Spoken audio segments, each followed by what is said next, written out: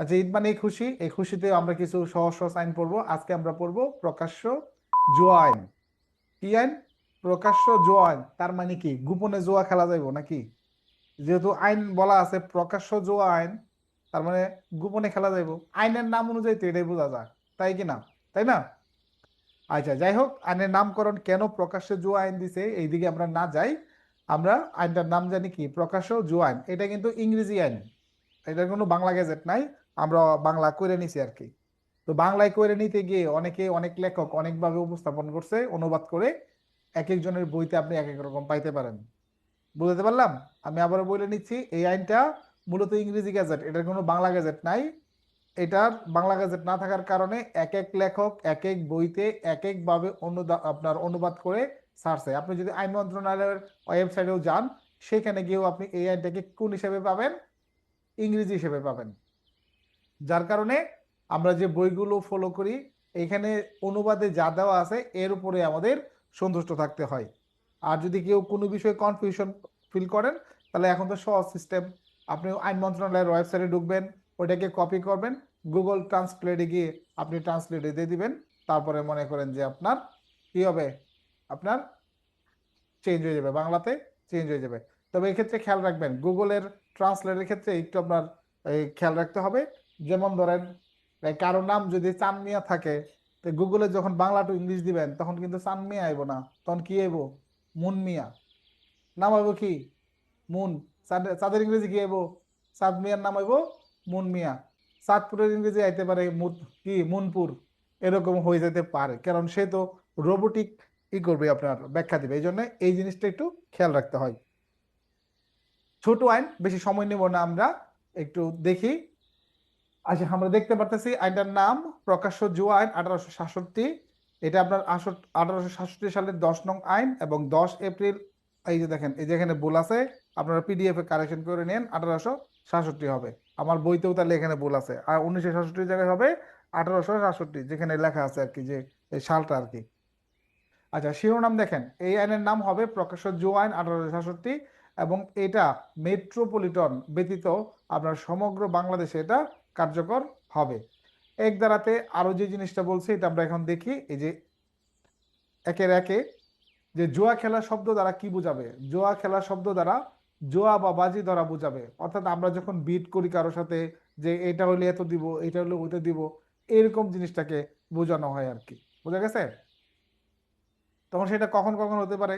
যেমন যে কোনো ধরনের ঘোরাদৌড়ের দিনে এমন স্থানে বা সরকারি অনুমোদন নিয়ে স্টুয়ার্টরা ঘোরাদৌড়ের জন্য পৃথক করে রেখেছে, এই যে কথাগুলো, এগুলোর মানেটাই তেমন একটা আমি বুঝি না। স্টুয়ার্টরা হচ্ছে যারা আপনার এই ঘোরাদৌড়ের সাথে যারা থাকে আর কি, তাদেরকে বোঝানো হয়।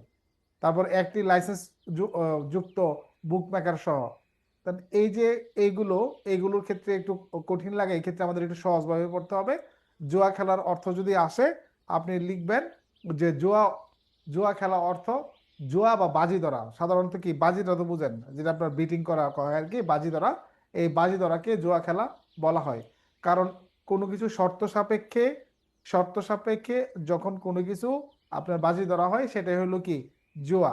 এইটাকে আপনার অনুপাত কখনো 50-50 থাকে, কখনো 1:4 থাকে, কখনো আপনার 1:5-10 এরকম থাকতে পারে। যে আমি জিতলে তোরা 1000 দিব, তুই জিতলে কত দিবি, তুই জিতলে 100। তাহলে এটাও কিন্তু বাজির পর্যায়ে পড়ে। সব সময় যে সমান সমান থাকবে জিনিসটা কিন্তু এরকম না। জুয়ার অন্তর্ভুক্ত হবে না কি কি? এই যে দেখেন, এখানে বলা আছে যে 1922 সালের বঙ্গীয় প্রমোদ কর আইনের 14 ধারার সংজ্ঞানুসারে টোটালাইজেটরের দ্বারা কিন্তু লটারি এটির অন্তর্ভুক্ত নয়। তার মানে আপনি ধরে নিতে পারেন যেটা অনুমোদিত লটারি আছে আমাদের, সহজ অর্থে রেখে যেটা বোঝায়, কারণ এই ব্যাখ্যাগুলো অনেক কঠিন। সহজ অর্থে বোঝানো হয় যেটা আমাদের অনুমোদিত লটারি, আমাদের বিভিন্ন মন্ত্রণালয় থেকে লটারির অনুমোদন দেয়। তো এই যে রেড ক্রিসেন্টের অনুমোদিত আপনার আসে, সরকারের মাধ্যমে আসে, আপনার লটারি আসে। তারপর ছোটবেলায় আমরা দেখছি 40 লাখ টাকার লটারি, অনেক আগে। তো এই যে লটারিগুলো, এই লটারিগুলো যখন যথাযথ কর্তৃপক্ষের মাধ্যমে অনুমোদিত হয়ে আসে, তখন সেটা আপনার কি হবে না, জুয়া খেলার অন্তর্ভুক্ত হবে না। কিন্তু কেউ যদি নিজে নিজে লটারি তৈরি করে, সেটা কিন্তু জুয়া খেলার পর্যায়ে পড়ে যাবে। জুয়া খেলার ক্রীড়া সামগ্রী বলতে আপনি কি বুঝবেন? ক্রীড়া সামগ্রী এই আইনে আমরা জানি খেলার জন্য আমরা যাই ব্যবহার করি সেটাই খেলার সামগ্রী, মানে ক্রীড়া সামগ্রী। আপনি খেলার কাজে যদি একটা বাঁশের লাঠিকে আপনি ইউজ করতে পারবেন কিসে, পিটানোর জন্য, তখন এটা কি একটা হাতিয়ার মনে করেন। আর যখন এটাকে আপনি খেলায় ব্যবহার করবেন তখন এটা ক্রীড়া সামগ্রী। অতএব খেলার কাজে ব্যবহার করা হবে যে কোনো হাতিয়ার বা সামগ্রী, সেটা ক্রীড়া সামগ্রী বলে আপনার কি হবে, গণ্য হবে। অর্থাৎ খেলার কাজে আমরা যা ব্যবহার করব সেটাই হচ্ছে ক্রীড়া সামগ্রী বলে গণ্য। আর জুয়া খেলার সামগ্রী, তাহলে অটোমেটিক জুয়া খেলায় যে ধরনের হাতিয়ার বা সামগ্রী ব্যবহার করা হবে সেটাই হচ্ছে জুয়া খেলার সামগ্রী। ক্রীড়া ভবন, এইটা একটু ভালো করে পড়েন, এটা আমাদের খুব ভালোভাবে জানা দরকার। এটা যদি আমরা ভালো করে না বুঝি তাহলে কিন্তু আমরা এই জুয়া আইনটা কোনো কিছুই বুঝবো না। এই যে আমাদের একের যে 4 আছে, সাধারণ ক্রীড়া ভবন, এই টিকাটাও আপনাদের জন্য ইম্পর্টেন্ট। সাধারণ ক্রীড়া ভবন, এই টিকাটা একটু ভালো করে পড়বেন। এই ক্রীড়াটার এই টিকাটার মানেটা যদি ভালো করে বুঝতে পারেন তাহলে আপনার জন্য এই আইন পড়া একদম সহজ হয়ে যাবে। কিরকম বলতেছে এখানে, যে সাধারণ ক্রীড়া ভবন অর্থ কি বোঝাবে? এখানে বোঝানো হবে যে কোনো ঘর, কক্ষ মানে একটা রুম হতে পারে, তাঁবু বা প্রাচীর বেষ্টিত স্থান মানে চারিদিকে প্রাচীর আছে, বা প্রাঙ্গণ মানে বারান্দাও হতে পারে, বা গাড়ি অথবা যে কোনো স্থানে আপনার যেখানে মালিকের, রক্ষকের বা ব্যবহারকারীর মুনাফা বা আহ, উপার্জনের জন্য যে কোনো ক্রীড়া সামগ্রী বা অন্য কোনো কিছু ভাড়া বা অর্থের বিনিময়ে রাখা বা ব্যবহৃত হয়। আচ্ছা, এখানে গাড়ি শব্দটা একটু ডাউট লাগলো আমার কাছে, একটু আমি বই দেখে নেই। এটা গাড়ি না বাড়ি? প্রকাশ্য জুয়া আইন, প্রকাশ্য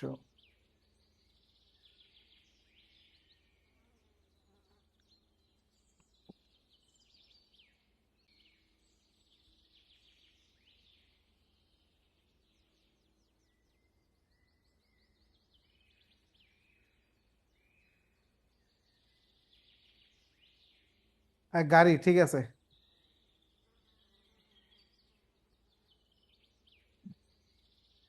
তাহলে দেখেন এই জিনিসগুলো, এই জায়গাগুলোকে সাধারণ ক্রীড়া ভবন বলবে, যেখানে আমরা অভিযান করতে পারবো। কোথায়?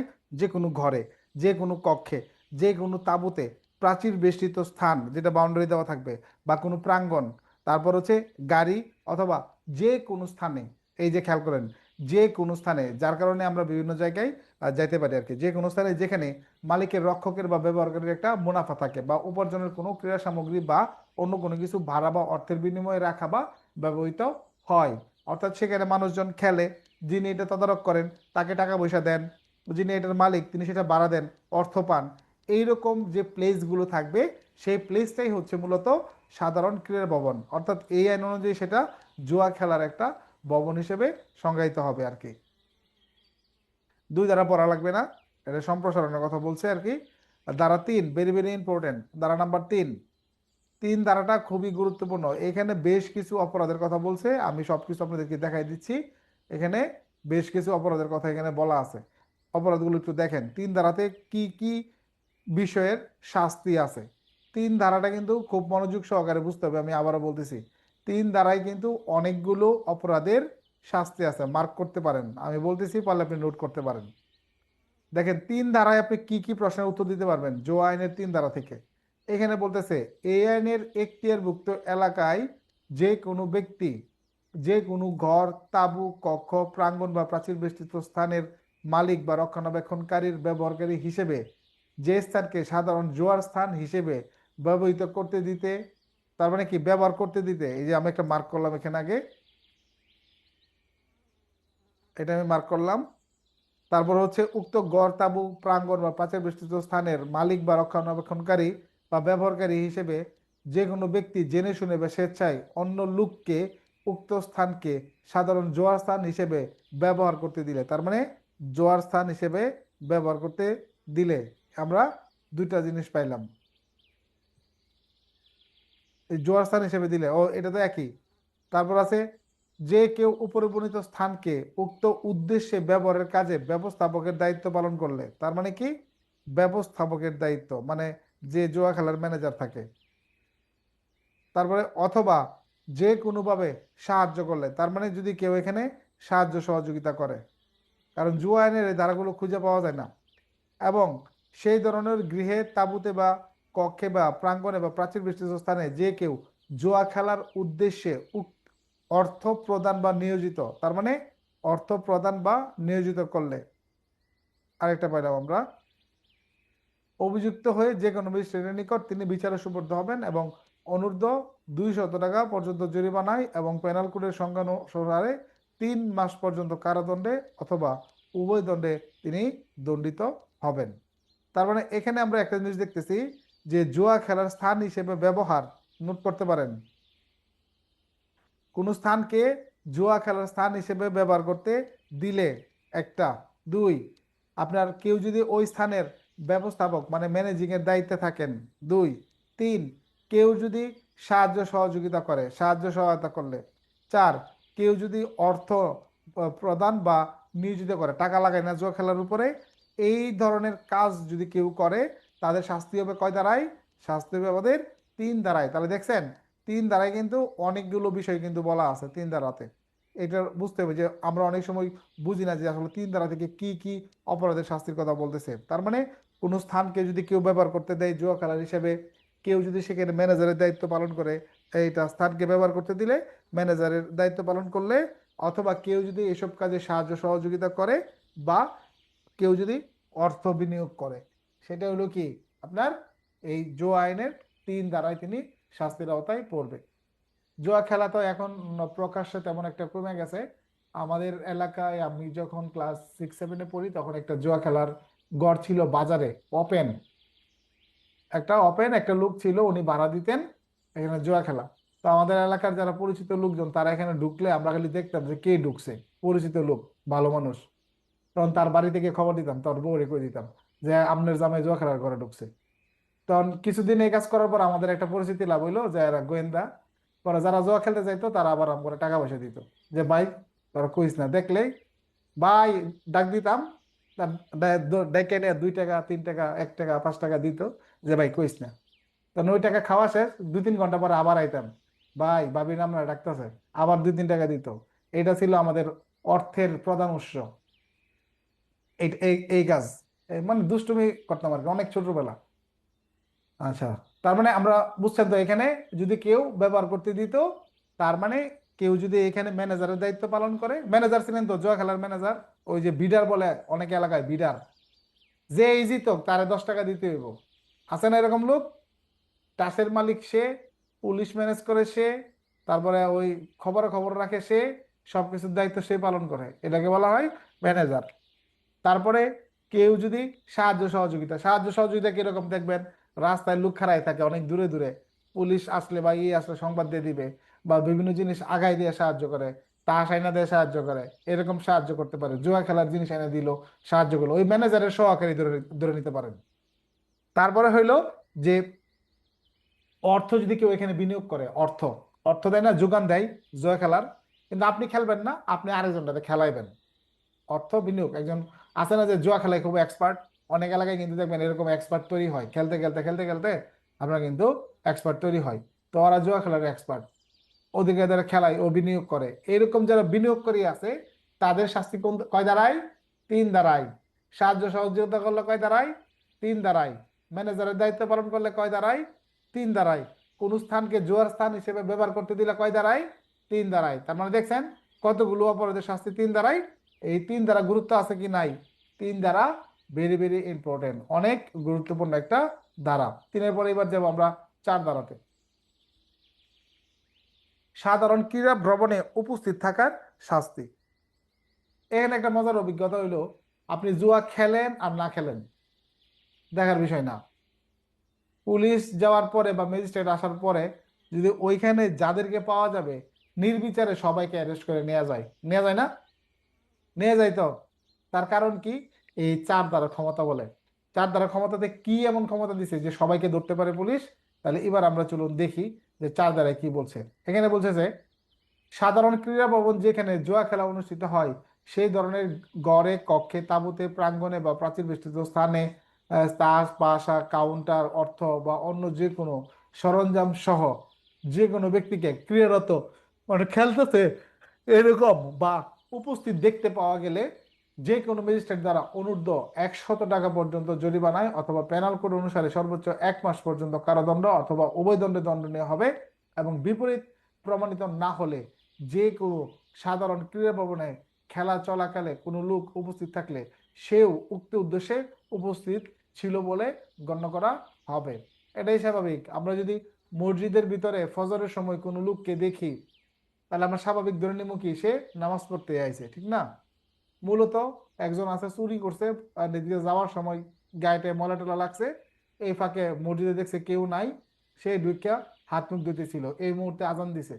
তো এখন মুয়াজ্জিন সাহেব যদি আজান দিয়ে বের হয়ে দেখে এক লোক হাত মুখ দিতেছে, তার কি চুর বাবার কোনো সুযোগ আছে? বলেন, আপনারা বলেন, আপনাদের কাছে বিচার দিলাম, তার কি চুর বাবার কোনো সুযোগ আছে?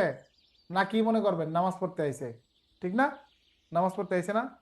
এই সেম সূত্রটাই এই জুয়া আইনের সাইড দাঁড়ায়, যে আপনি জুয়া খেললেন আর না খেললেন দেখার বিষয় নাই, ওটার ভিতরে ছিলেন কি লেগা, এটাই অপরাধ। কয় দাঁড়ায়? এটা 4 দাঁড়ায়। ব্যতিক্রম কিন্তু অনেক সময় থাকতে পারে, ব্যতিক্রমের বিষয় সেটা প্রমাণ সাপেক্ষে। আপনার ব্যতিক্রমের সুবিধা সবাই নেই পাবে না। ব্যতিক্রমের সুবিধা, ব্যতিক্রমের সুবিধা তো থাকবে। এখন মনে করেন একটা ছেলে চা বেচে, চা বিক্রি করে, চার দোকানে অর্ডার দিছে, একটা ছেলে এদের 4 কাপ দিয়ে পাঠাইছে যে চাটা ওই জোয়ার খেলার বুড়ে দিয়া। জোয়ার খেলার এনে চা বিক্রি করতে নিষেধ আছে কোনো? আছে? না, কোনো নিষেধ নাই। তাহলে ওইখানে চা নিয়ে একটা ছেলে গেছে চা দিয়ে আসতে, এই মুহূর্তে পুলিশ এসে হাজির, ওরা সহ ধরে নিয়েছে, ম্যাজিস্ট্রেট তারা সহ সাজা দিয়েছে। এরকম হলেও কি, যদি সে প্রমাণ করতে পারে সেটা ব্যতিক্রম। ধারা নাম্বার 5-এরটা আমরা দেখবো। 5-এ মূলত একটা পাওয়ার দিছে আমাদেরকে, যে এখানে প্রবেশ করা এবং পুলিশ দ্বারা তল্লাশি চালনা, একটা এখানে পাওয়ার, এখানে ম্যাজিস্ট্রেটের পাওয়ারের কথা বলা আছে এবং পুলিশের পাওয়ারের কথা বলা আছে। কিরকম দেখেন, কোন জেলার কোন ম্যাজিস্ট্রেটের পূর্ণ ক্ষমতা সম্পন্ন কোন অফিসার অথবা জেলা পুলিশ সুপারিনটেন্ডেন্ট নির্ভরযোগ্য সংবাদ পেয়ে এবং প্রয়োজন মনে করলে যথোচিত তল্লাশি চালিয়ে যদি মনে করেন যে সেই ধরনের গড়, তাঁবু, কক্ষ, প্রাঙ্গণ বা প্রাচীর বেষ্টিত স্থান সাধারণ ক্রীড়া ভবন হিসেবে ব্যবহৃত হয়ে থাকে, তবে তিনি নিজে অথবা সরকার দ্বারা নির্ধারিত শ্রেণীর কোনো পুলিশ অফিসারকে দায়িত্ব প্রদান করলে সে পুলিশ অফিসার প্রয়োজনীয় সাহায্যকারী সহ ওই ধরনের গৃহ, তাঁবু, কক্ষ বিস্তৃত স্থান, প্রাঙ্গণে, প্রাচীর বেষ্টিত স্থানে দিনে বাড়াতে যে কোনো সময় আপনার প্রয়োজন হলে শক্তি প্রয়োগ করে হলেও প্রবেশ করতে পারবে। তার মানে আমরা তল্লাশির কিন্তু ক্ষমতা পাইতেছি আমরা 5 ধারাতে। এবং ওই সময় উক্ত স্থানে ক্রীড়ারত ব্যক্তিগণকে ব্যক্তিগণকে ব্যক্তিগণকে নিজে অথবা অফিসার ইনচার্জ গ্রেপ্তার করতে পারবেন। এবং জুয়া খেলার কাজে ব্যবহৃত সরঞ্জাম, অর্থ বা অন্যান্য সামগ্রী আটক করতে পারবেন। এবং জুয়া খেলার সামগ্রী লুকায়িত রয়েছে মর্মে সন্দেহ হলে তিনি নিজে অথবা অফিসার ইনচার্জ সেই ধরনের গৃহের, তাঁবুর, প্রাঙ্গণের বা প্রাচীর বেষ্টিত স্থানে যে কোনো অংশে বা আটককৃত যে কোনো ব্যক্তির দেহ তল্লাশি চালাতে পারবেন এবং নিজে অথবা অফিসার ইনচার্জ দ্বারা জুয়া খেলার সামগ্রী আটক করতে পারবেন। এখন ঘটনা হইলো, এখানে বলতেছে যে পুলিশ সুপার এই ধরনের আদেশ দিবেন, পুলিশ সুপার।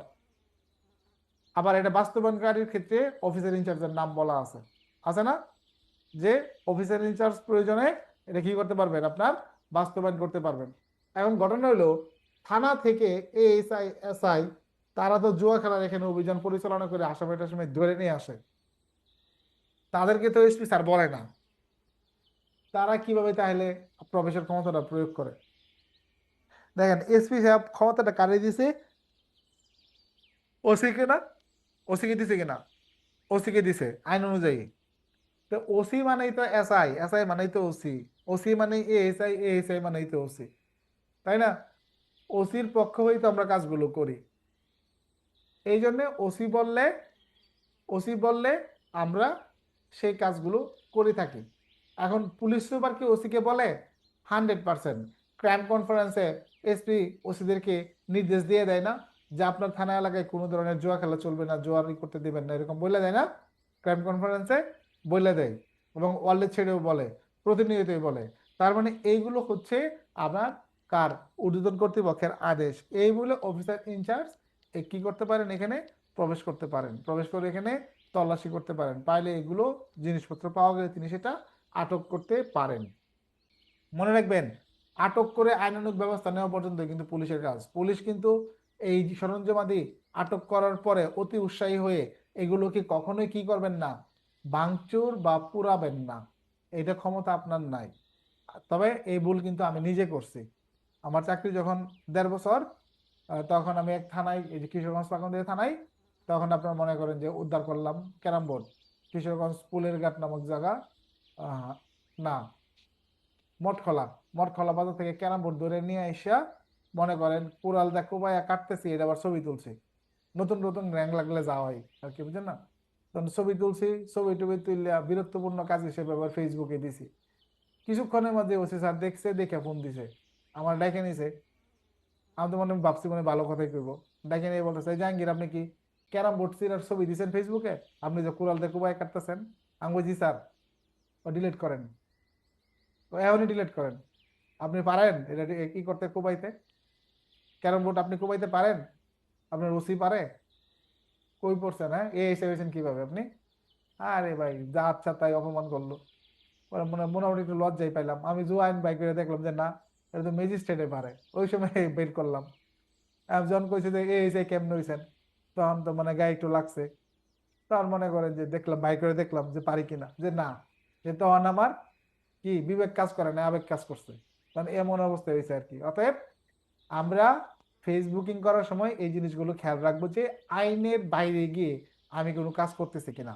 মনে করেন একটা ভিকটিম উদ্ধার করছেন, ভিকটিম খুব পারফরমেন্স, অনেক কষ্ট হয়েছে, এখন ভিকটিমের পাশে দাঁড়ায় একটা ছবি ফেসবুকে না দিলে হয়?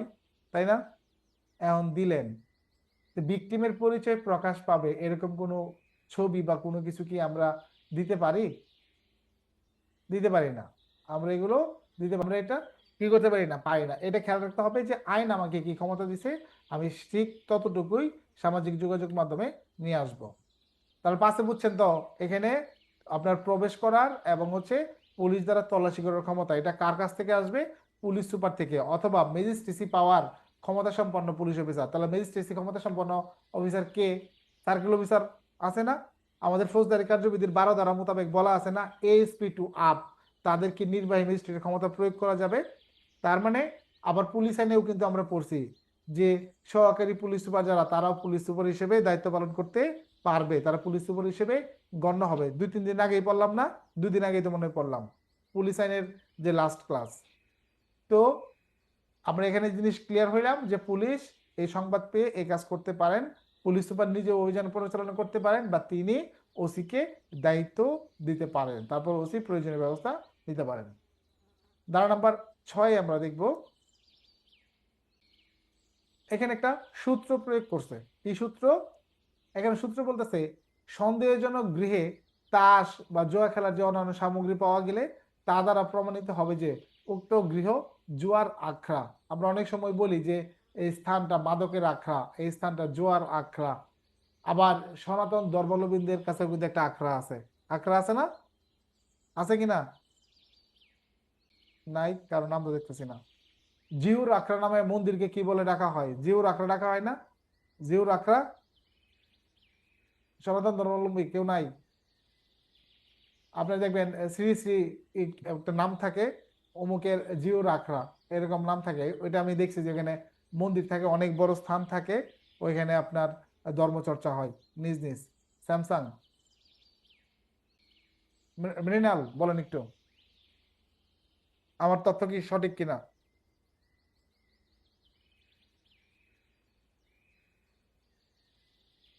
মৃণাল, আপনি অন করতে পারতেছেন না?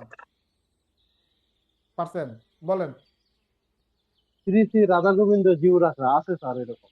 এখানে মন্দির আছে, পরে পণ্ডিতরা থাকে, ধর্মচর্চা হয়, অনেক উৎসব হয়, অনেক লোকজন আসে, মন্দিরে চাইতে বেশি লোক জি আসে এখানে, ঠিক না? জি স্যার, এবং হ্যাঁ প্রতি শুক্রবারে আরো বেশি হয়, আর এমনিতে রেগুলার একটা চর্চা থাকে। হ্যাঁ, কিশোরগঞ্জ, এই যে আপনার এই এতে একটা আছে, থানার গাড়ে 32 একটা, আছে, 32, থানার গার্ড আছে 32 আছে। হ্যাঁ, থানার গার্ডের একটা আছে অনেক বড়, মেলা টেলা হয়, আমরা অনেক ডিউটি করছি। আচ্ছা, তাহলে আমরা বুঝলাম যে আখড়া মানে বোঝানো হইতেছে যে এখানে প্রচুর পরিমাণে হয়। কি হয়? প্রচুর পরিমাণে। তাহলে জুয়ার আখড়া মানে কি? এখানে প্রচুর পরিমাণ জুয়া খেলা হয়। তাহলে সেটা আপনি কখন বুঝবেন? 6 ধারা মোতাবেক, যেখানে আপনি অভিযান করলেন, সন্দেহ করে গেলেন, যাওয়ার পরে দেখলেন এখানে জুয়া খেলার সরঞ্জামাদি সবকিছুই আছে, ক্যাসিনো বোর্ড আছে, তাস আছে, তার অন্যান্য অনেক কিছু আছে যেগুলোতে সাধারণত জুয়া খেলা হয়। এই জিনিসগুলো যদি আমরা পাই একটা জায়গায় তল্লাশি করে, তাহলে নিশ্চয়ই এটা কিসের আখড়া না? ধর্মীয় আখড়া না? ধর্মীয় আখড়া না। তাহলে এখানে কিসের আখড়া? জুয়ার আখড়া, জুয়ারিদের আখড়া। তাহলে বুঝছেন, এটা একটা সূত্র। 6 দ্বারা কি? 6 দ্বারা হচ্ছে আমাদের একটা সূত্র কথা বলা হয়েছে। আমরা সূত্রটা একটু পড়ি, বইতে কি বলছে, যে যখন তল্লাশিকৃত কোনো স্থানে, কোনো গৃহে, তাঁবুতে, কক্ষে, প্রাঙ্গণে, লিটন আপনাকে ধন্যবাদ, বা প্রাচীর বেষ্টিত স্থানে কোনো তাস, পাশা, খেলার টেবিল, কাপড়, বোর্ড বা অন্যান্য জুয়ার সামগ্রী পাওয়া যাবে, তখন তল্লাশির সময় আটককৃত ব্যক্তিদের দেহ তল্লাশি করে সেই ধরনের কোনো সামগ্রী পাওয়া যাবে, তখন বিপরীত, এটা হচ্ছে আপনার প্রমাণিত না হলে উক্ত সামগ্রী প্রমাণ করবে যে সংশ্লিষ্ট গৃহ, তাঁবু, কক্ষ, প্রাঙ্গণ বা প্রাচীর বেষ্টিত স্থান জোয়ার আখড়া হিসেবে ব্যবহৃত হয়। আপনাদের কিন্তু পরীক্ষায় টিকা আসতে পারে, জোয়ার আখড়া, এটাকে ব্যাখ্যা করুন। তখন এই পুরো ব্যাখ্যাটা কিন্তু আপনাদের লিখতে হবে। এবং ম্যাজিস্ট্রেট বা অফিসার ইনচার্জ আপনার আপনার সপক্ষে খেলতে না দেখলেও, সচক্ষে খেলতে না দেখলেও তল্লাশিকালে উক্ত স্থানে যারা উপস্থিত তারা সকলেই জুয়া খেলার উদ্দেশ্যে সেখানে অবস্থান করতেছিল বলে গণ্য হবে।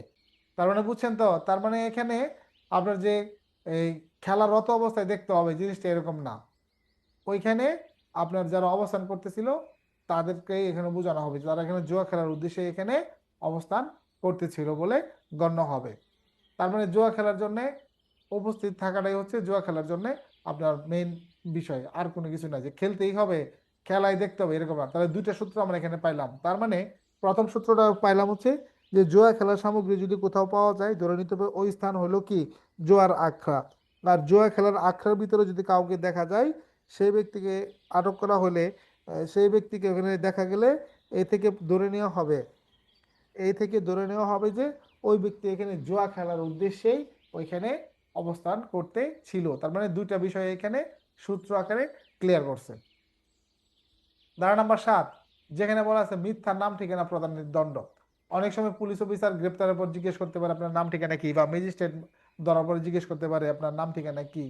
তখন এটা এই বলে দিছে, যদি এখানে কেউ নাম ঠিকানা এমন ভাবে দিল যে এই আইনের অধীন কোনো ম্যাজিস্ট্রেট বা পুলিশ অফিসার কোনো সাধারণ জোয়ার আকারে প্রবেশ করে কোনো ব্যক্তিকে উপস্থিত দেখতে পেয়ে তাকে গ্রেপ্তার করলে, গ্রেপ্তারকৃত ব্যক্তি নিজের নাম ঠিকানা জানাতে অস্বীকার করলে বা মিথ্যা নাম ঠিকানা প্রদান করলে অনূর্ধ্ব 500 টাকা পর্যন্ত জরিমানায় দণ্ডনীয় হবেন।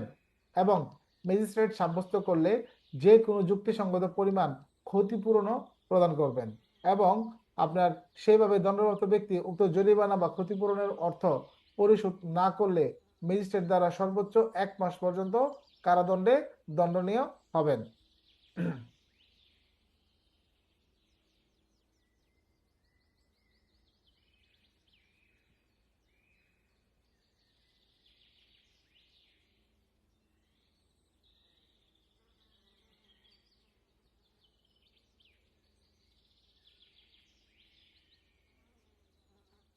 আচ্ছা, এখানে দেখেন একটা জিনিস, যে ক্ষতিপূরণ ম্যাজিস্ট্রেট সাব্যস্ত করলে যে কোনো যুক্তিসঙ্গত পরিমাণ ক্ষতিপূরণ প্রদান করবে, এবং সেইভাবে দণ্ডপ্রাপ্ত ব্যক্তি জরিমানা বা ক্ষতিপূরণের অর্থ পরিশোধ না করলে ম্যাজিস্ট্রেট দ্বারা 1 মাস পর্যন্ত কারাদণ্ডে দণ্ডনীয় হবেন। এখন এই ক্ষতিপূরণ, এই যে ক্ষতিপূরণটা দিবে এটা কিসের জন্য? এটা যতটুকু মনে হচ্ছে যে ম্যাজিস্ট্রেট যখন দেখবেন যে এখানে জুয়া খেলার কারণে, জুয়া খেলার কারণে তৃতীয় কোনো ব্যক্তির আপনার ক্ষতি হয়েছে, তখন এখানে ক্ষতিপূরণ আপনার চাইতে পারেন। সেক্ষেত্রে তৃতীয় পক্ষ যে কেউ হইতে পারে, রাষ্ট্র হইতে পারে, এক্ষেত্রে ক্ষতিপূরণ তিনি আপনার কি করবেন? আদেশ দিবেন, ক্ষতিপূরণ প্রদান করবেন। এবং সেইভাবে দণ্ডপ্রাপ্ত ব্যক্তি জরিমানা বা ক্ষতিপূরণের অর্থ পরিশোধ না করলে ম্যাজিস্ট্রেট দ্বারা সর্বোচ্চ 1 মাস পর্যন্ত কারাদণ্ডে দণ্ডনীয় হবেন। তার মানে এখানে নাম ঠিকানার কথা এখানে বলা হয়েছে যে আপনার নাম ঠিকানা অস্বীকার করলে বা নাম ঠিকানা প্রদান মিথ্যা নাম ঠিকানা দিলে, তার মানে যদি কেউ না দেয় আবার দেখা গেছে যে সে মিথ্যা দিল, এই দুই ধরনের ক্ষেত্রেই পানিশমেন্ট হবে এটা। এই যে যে কথা একটু আগে বলতেছিলাম যে আমাদের জুয়া খেলার সামগ্রী বিনষ্টকরণ ধারা ৮, এখানে বলতেছে ম্যাজিস্ট্রেট কোনো ব্যক্তিকে সাধারণ জুয়ার আখড়া রক্ষণাবেক্ষণের দায়ে অথবা জুয়া খেলার সামগ্রী সেখানে উপস্থিত থাকার জন্য দণ্ড প্রদান করার পর উক্ত স্থানে প্রাপ্ত যাবতীয় জুয়ার সামগ্রী ধ্বংস করার জন্য নির্দেশ দিতে পারেন এবং উক্ত স্থানে প্রাপ্ত যে কোনো অর্থ বা জামানতের টাকা বা অন্যান্য ক্রীড়া সামগ্রী বাজেয়াপ্ত করার বা ক্রীড়া সামগ্রী বিক্রয় করে অর্থ সংগ্রহের জন্য নির্দেশ দিতে পারবেন। তবে সেই ধরনের সংগৃহীত সমস্ত অর্থ বাজেয়াপ্ত হবে এবং নিজ বিবেচনায় যথার্থ মনে করলে তা যে কোনো অংশ তার পাওনাদারকে প্রদানের জন্য নির্দেশ দিতে পারবেন। এখন বলতে পারেন স্যার পাওনাদারটা আবার কে? পাওনাদার আবার কে? এখন আবার ক্ষতিপূরণ করলে কারে ক্ষতিপূরণ দিব? এখন মনে করেন আমার কাছ থেকে একজনে ভাড়া নিছে ঘর, কি হিসাবে নিছে? ভাড়াটিয়া হিসাবে নিছে। কি হিসেবে নিছে? ভাড়াটিয়া হিসেবে নিছে। তো এখন ভাড়াটিয়া হিসেবে নেওয়ার পরে তারা যদি আমার ওই ঘরের জোয়ার আখড়া বানায় এবং এখানে আমার বিভিন্ন ক্ষতি সাধন করে, তাহলে ম্যাজিস্ট্রেট সেই ক্ষতিপূরণ আমাকে দেওয়ার জন্য তাকে এই আসামিকে নির্দেশ দিবে। এই একইভাবে এখানে আপনার সেম কথাটাই বলছে যে আপনার যখন বাজেয়াপ্ত করা হবে তখন ম্যাজিস্ট্রেট এটা বিক্রয় করে দেওয়ার জন্য নির্দেশ দিতে পারবেন। আর যদি মনে করেন যে প্রয়োজন মনে করলে তা যে কোনো অংশ তার পাওনাদারকে প্রদানের জন্য নির্দেশ দিতে পারবেন। দেখা গেছে যে এখানে আপনার অভিযান চালাইছে, এই মুহূর্তে বৈধ পাওনাদার হাজির, তখন সেই ক্ষেত্রে বৈধ পাওনাদারকে আপনার নির্দেশ দিতে পারে। যেহেতু সবকিছু বাজেয়াপ্ত হয়ে যাবে, তাহলে বৈধ পাওনাদার যদি এক্ষেত্রে দাবি তোলে যে স্যার আমি তো এত টাকা পাই, আমার টাকাটা দিয়ে গেলে ভালো হয়, ঠিক আছে, বৌদ্ধ পাওনাদারকে টাকাটা দিয়ে দেওয়ার নির্দেশ দিতে পারেন। এটা হচ্ছে ক্রীড়া ভবনের সামগ্রী বিনষ্টকরণ সংক্রান্ত নীতিমালা। ধারা ৯, প্রমাণ অপ্রয়োজনীয়, গুরুত্বপূর্ণ ধারা কিন্তু এটা, ধারা নাম্বার ৯। কি জন্য বলতেছি? যে এখানে বলা আছে সাধারণ জুয়ার আখড়া রক্ষণাবেক্ষণ যদি কেউ করে অথবা তার ব্যবস্থাপনার দায়িত্বে নিয়োজিত ব্যক্তিকে দণ্ডিত করার উক্ত স্থানে তাকে জুয়া খেলারত অবস্থায় দেখার কোনো প্রয়োজন নাই। তার মানে যাকে আপনার রক্ষণাবেক্ষণকারী বা ম্যানেজার হিসেবে অভিযুক্ত করা হবে সেই ব্যক্তি কিন্তু আড়ালে থাকেও কিন্তু কল কবজা নড়তে পারে। সেই ব্যক্তি ওইখানে উপস্থিত থাকলেও সে নাও খেলতে পারে। বুঝতে পারছেন? সে ব্যক্তি এখানে উপস্থিত থাকলে সে নাও খেলতে পারে। অতএব অতএব এক্ষেত্রে ওই ব্যক্তিকে খেলারত অবস্থায় থাকতে হবে বা দেখতে হবে, অবস্থান করতে হবে, জিনিসটা এরকম বাধ্যবাধকতা নাই। একবার একটা পরীক্ষায় প্রশ্ন হয়েছিল, আমার মনে আছে যে একটা অভিযান চালাইছিল, অভিযান চালানোর পর গিয়ে এখানে কাউকেই পাই নাই, কোনো ধরনের আলামতও পাই নাই, এরকম একটা মনে হয় প্রশ্ন করা হয়েছিল, বা আলামত পাইছিল বা এরকম কিছু একটা ছিল, ওই প্রশ্নটা ঠিক আমার মনে নাই। জুয়া খেলা থেকে একটা প্রশ্ন আসছিল। তো এই ক্ষেত্রে আপনার কার কি অপরাধ বা কিভাবে কি অপরাধ বা এই ক্ষেত্রে করণীয় কি, এই ধরনের কিন্তু একটা প্রশ্ন হয়েছিল। তো ওইখানে যে ম্যানেজার, যে ব্যক্তি এখান থেকে পালাইছিল পুলিশের উপস্থিতি টের পেয়ে, এখন অন্যান্য পারিপার্শ্বিক সাক্ষ্য দ্বারা যদি প্রমাণিত হয় যে এখানে জাহাঙ্গীর আলমই এই জুয়ার বুট চালাইতো, তাহলে এই ক্ষেত্রে এই জাহাঙ্গীর আলমকে আপনার খেলারত অবস্থায় পাওয়ার কোনো দরকার নাই। জাহাঙ্গীরের বিরুদ্ধে এই যে ম্যানেজারি যে করে, এই ম্যানেজারির যদি কোনো সাক্ষ্য প্রমাণ পাওয়া যায়, তাহলে এইটা দ্বারাই প্রমাণ করবে যে জাহাঙ্গীর এখানকার ম্যানেজার, আমাকে ওইখানে থাকাও লাগবে না, আমাকে এখানে খেলাও দরকার নাই। বোঝা গেছে? জুয়া খেলারত অবস্থায় একদম 100% থাকতে হবে জিনিসটা এরকম না, জাস্ট ব্যবস্থাপনার দায়িত্বে থাকলেই হয়েছে। ধারা নাম্বার 10 এটা লাগবে না। ধারা নাম্বার 11, 11 কি? প্রকাশ্য স্থানে পশুপক্ষীর লড়াই। প্রকাশ্য স্থানে পশুপক্ষীর লড়াই এটা কি? এটা মূলত হচ্ছে আমাদের একটা বিনা পরোয়ানায় গ্রেফতারের দ্বারা, জুয়া আইনে বিনা পরোয়ানায় গ্রেফতারের দ্বারা এখানে আমরা কত পাইলাম? 11তে পাইলাম। এখানে বলতেছে কোনো ব্যক্তি কোনো প্রকাশ্য রাস্তায়, বাজারে, মেলায় বা প্রকাশ্য স্থানে কোনো পশুকে বা পক্ষীকে লড়াইয়ে নিয়োজিত করলে উক্ত এলাকায় এখতিয়ারপ্রাপ্ত যে কোনো পুলিশ অফিসার বিনা পরোয়ানায় তাকে গ্রেপ্তার করতে পারবেন। বুঝতে পারছেন তো? পশু পক্ষীর যে লড়াই, অথবা উক্ত স্থানে সেই ধরনের পশু বা পক্ষীর প্রকাশ্য লড়াইতে সাহায্যকারী যে কোনো ব্যক্তিকে গ্রেপ্তার করতে পারবেন। তার মানে ওই ব্যক্তিকেও পারবেন, তার সাহায্যকারীকেও পারবেন। ওই ব্যক্তিকে গ্রেপ্তারের পর অনতিবিলম্বে একজন ম্যাজিস্ট্রেটের নিকট হাজির করতে হবে এবং ম্যাজিস্ট্রেট দ্বারা অনধিক 50 টাকা জরিমানা অথবা অনধিক 1 মাস পর্যন্ত সশ্রম বা বিনাশ্রম কারাদণ্ডে দণ্ডনীয় হবে। এবং ওই পুলিশ অফিসার এই ধরনের প্রকাশ্য স্থানে এভাবে নিয়োজিত পক্ষী বা পশু বা অন্যান্য সরঞ্জাম অথবা গ্রেপ্তারকৃত ব্যক্তির নিকট প্রাপ্ত উক্ত পক্ষী বা পশু বা সরঞ্জাম আটক করতে পারবেন এবং গ্রেপ্তারকৃত ব্যক্তিকে দণ্ডদানের পর ম্যাজিস্ট্রেট সেই ধরনের সরঞ্জাম তাৎক্ষণিক ধ্বংস করার এবং ওই ধরনের পশু পাখি বিক্রয় করার নির্দেশ দিতে পারবেন। এখন যদি বিক্রয়ের বাইরে চলে যায়, যেগুলো বিক্রয়যোগ্য নয়, এরকম অনেক পশু পাখি কিন্তু আছে বিক্রয়যোগ্য, বিক্রয় করা যায় না, ধরুন এগুলোর ক্ষেত্রে কিন্তু তিনি আদেশ দিতে পারেন। তাহলে প্রকাশ্য স্থানে পশু পক্ষী লড়াই যেটা আছে, এটা আপনার কি হবে, এটা একটা জুয়া খেলা বলে গণ্য হবে এবং এটার কারণে কিন্তু বিনা পরোয়ানায় গ্রেপ্তারও কিন্তু করা যাবে।